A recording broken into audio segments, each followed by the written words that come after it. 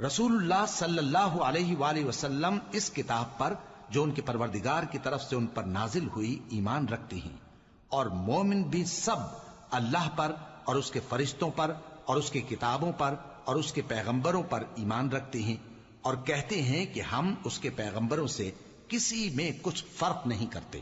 اور وہ اللہ سے عرض کرتے ہیں کہ ہم نے تیرا حکم سنا اور قبول کیا، اے پروردگار ہم تیری بخشش مانگتے ہیں اور تیری ہی طرف لوٹ کر جانا ہے۔ اللہ کسی شخص کو اس کی طاقت سے زیادہ کا ذمہ دار نہیں بناتا،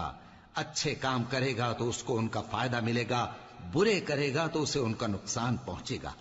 اے پروردگار اگر ہم سے بھول یا چوک ہو گئی ہو تو ہم سے مواخذہ نہ کیجو،